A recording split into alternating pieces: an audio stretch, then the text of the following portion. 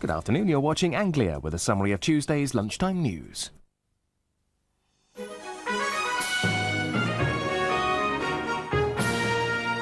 In Anglia News this lunchtime, a student pleads guilty to harassing the feminist author Germaine Greer. A village footballers campaign for clubs to be insured against injury. And some famous aircraft making an appearance in the region.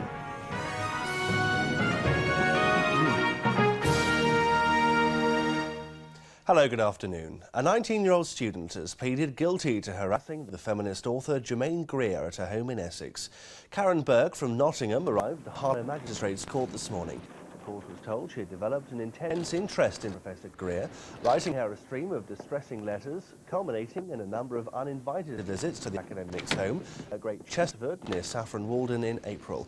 Diane Stradling's been in court this morning. Diane, what's happened there?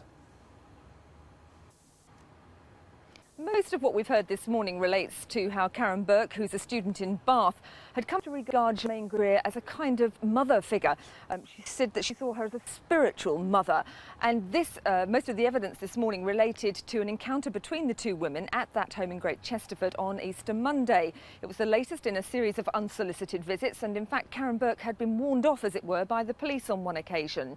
On this occasion, Germaine Greer tried to run away. Karen Burke pursued her, hugged her very tightly, saying, "Mummy, mummy, don't do that."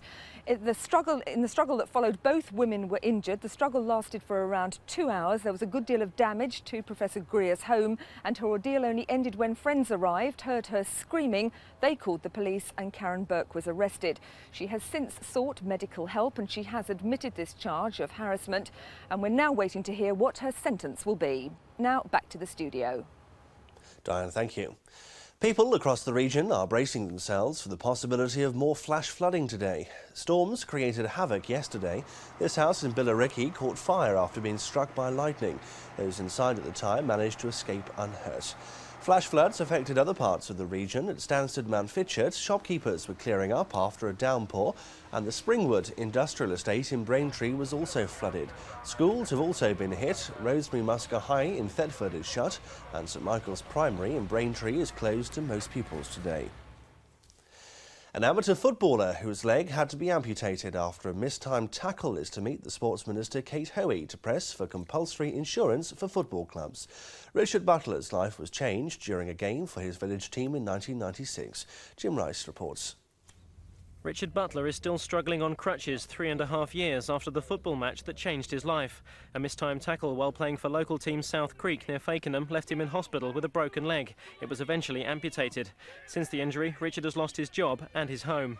We're paying our subs like everybody does, thinking we were insured. Nobody had actually said about getting insurance, so we all presumed paying subs were insured. And when we found out after I broke my leg, we weren't. Richard and his parents are campaigning for all football clubs to take out insurance for their players.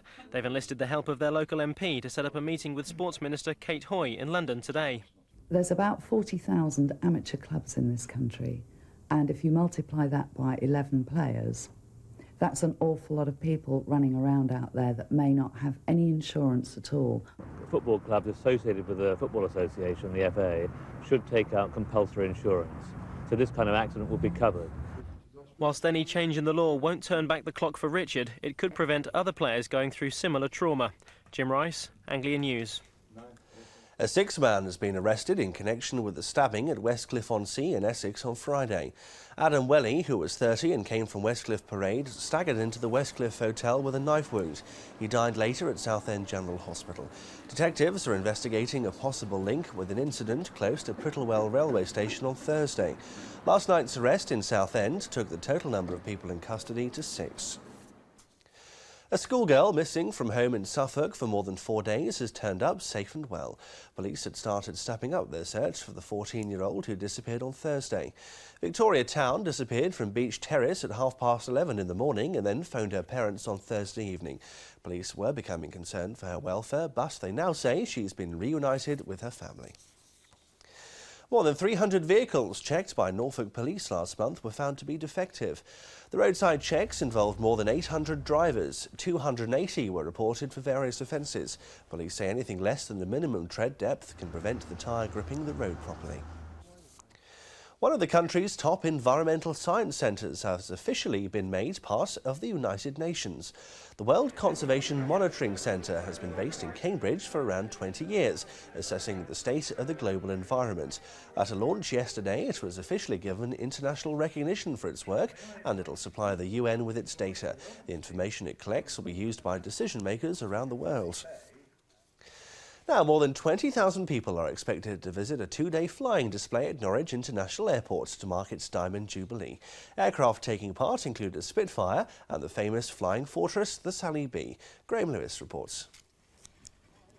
60 years ago, Norwich Airport didn't exist. It was a military airfield known as Horsham St Faith. In August 1941, a Blenheim took off on a special wartime mission over Germany. It carried a spare leg for flying ace Douglas Bader, who'd been shot down and taken prisoner of war. The Luftwaffe allowed the Blenheim to make a special drop over the prisoner of war camp holding Bader. In 1968, 4 years after the military withdrew, the airfield became Norwich Airport. The air show, to be staged on the weekend of August the 5th and 6th, will include 8 hours of flying, plus a static display of 60 aircraft. We're trying to bring back a little bit of nostalgia, and the reason why we've got an international airport now is because of our history and heritage. The airport is spending around £100,000 staging the show, but with sponsorship and public support, it's hoped to break even by the end of the event. Graham Lewis, Anglia News. Finally, a centre that could develop technology to transform mobile phones and portable computers is open in Cambridge. The Science Minister, Lord Sainsbury, opened the labs at Cambridge Display Technology. It's developing plastic electronics, wafer-thin plastic screens able to show moving video. Our next news is 3:15. Join us then. In the meantime, from us all, goodbye.